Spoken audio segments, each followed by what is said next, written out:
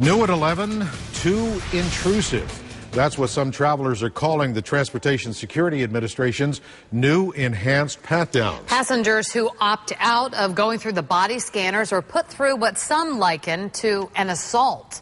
News Channel 5's Rochelle Ritchie is live at Palm Beach International, where she spoke with travelers tonight. Rochelle?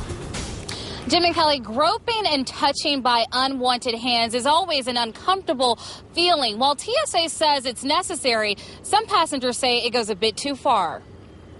This gal stepped up and started doing what I thought was completely out of line. Jason Newstead, the former bassist for the rock band Metallica, has passed through airports and security around the world. He arrived in West Palm Beach from San Francisco this evening and says he saw firsthand why anyone would be uncomfortable with what TSA calls an enhanced pat-down. They're doing all this number, feeling up on our top and feeling underneath like this, and we both looked at each other like, that doesn't seem right. The full body scanners are an option. Otherwise, passengers must go through a pat-down by TSA. But Newstead says he witnessed a woman who did go through the scanner still being patted down. And he says it wasn't only uncomfortable for her, but those watching. She kept making eye contact with us as saying, it's okay, rolling your eyes, I got to go through this. Why do I have to go through this? But we were trying to be, I guess, compassionate at the same time and smiled at her and did this number, you know. Parents say they are concerned their children may be forced to endure such a pat-down. I just think that there's no reason to put, children to subject them through that. Some airports have gotten rid of TSA workers and hired private screeners,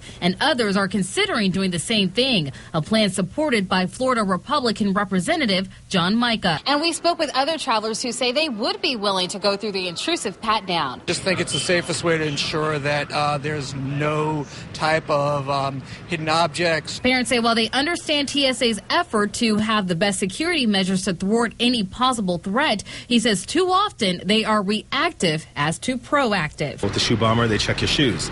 Liquid, they check liquid. I mean, they're not really doing anything proactive.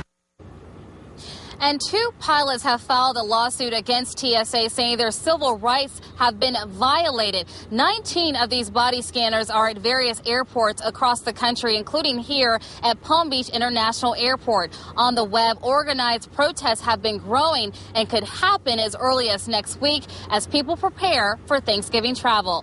Live in West Palm Beach, Rochelle Ritchie, WPTV News Channel 5.